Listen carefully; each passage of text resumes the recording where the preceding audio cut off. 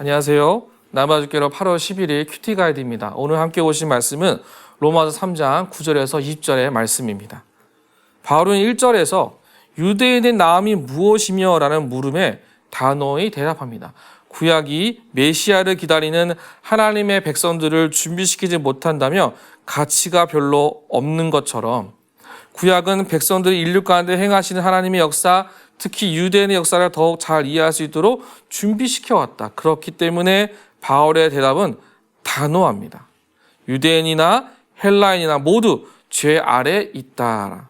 이 죄 아래라는 표현은 바울이 사용하는 핵심 문구이며 그 의미가 우리에게 지금도 전해지고 있습니다. 그렇다면 우리가 깨달아야 할 의미는 무엇일지 함께 본문을 살펴보고 은혜를 나누기 원합니다. 1번입니다. 유대인이나 헬라인이나 어떠하다고 선언합니까? 9절입니다. 그러면 어떠하냐? 우리는 나으냐? 결코 아니라 유대인이나 헬라인이나 다 죄 아래 있다고 우리가 이미 선언하였느니라. 바울은 유대인과 헬라인 모두 죄 아래 있다고 진술합니다. 자, 이러한 표현은 상당히 의외의 진술입니다. 율법의 정죄 아래 있다고 표현하면 더 이해가 가기 쉬웠을지도 모릅니다. 그런데 이 9절의 의미, 유대인과 헬라인 모두 사단의 지배 아래 있다는 것. 이는 아담이 사단의 지배 아래 갇히게 되면서 동시에 전 우주가 사단의 지배를 받게 된 결과다라는 것을 의미하고 있습니다. 우리 모두가 하나님의 권위 아래, 주의 말씀의 그늘 아래 살아가는 것을 날마다 영위하지 않으면 우리는 사단의 지배 아래 처할 수 있다라는 것이죠. 2번입니다. 성경은 어떤 사람이 없다고 말씀합니까? 10절입니다. 기록된 바 의인은 없나니 하나도 없으며. 이 증거 구절들은 이스라엘 민족의 역사를 목격한 사람의 시각에서 보셔야 합니다.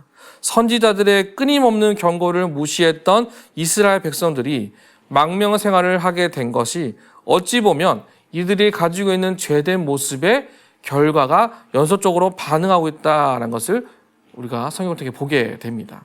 즉 우리는 이 땅에 의인은 하나도 없나니 하나님의 말씀 앞에 온전한 삶을 살아갈 수 있는 그 온전한 자가 정말 보기 드물고 쉽지 않다라는 것을 성경 우리에게 제시하고 있죠. 그래서 우리는 이와 같은 삶의 현장에서 거듭나기를 날마다 사모하셔야 된다라는 것입니다. 3번입니다.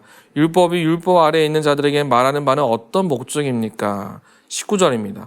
우리가 알거니와 물은 율법이 말하는 바는 율법 아래에 있는 자들에게 말하는 것이니 이는 모든 입을 막고 온 세상으로 하나님의 심판 아래 있게 하려 함이니라. 유대인들이 율법을 위협적인 요소가 아닌 품위를 높여주는 요소, 축복의 통로로 여겼다고 이야기하고 있습니다. 실제로 바울 스스로도 율법이 거룩하다라고 표현합니다. 이 율법 아래 있다는 것은 율법의 판결 아래 있다는 뜻이며 하나님과의 분리를 내포하고 있습니다.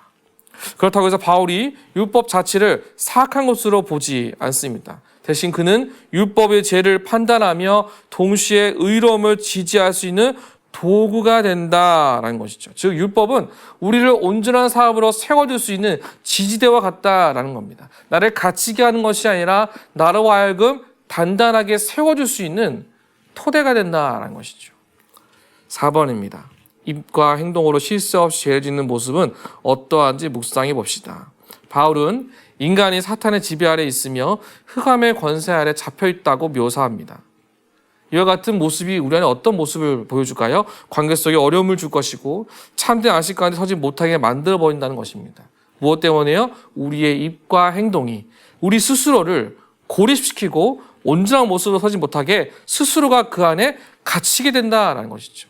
그래서 날마다 우리는 입과 행동이 온전한 방향으로 갖고 나아갈 수 있도록 하나님의 인도하심을 간구하셔야 합니다.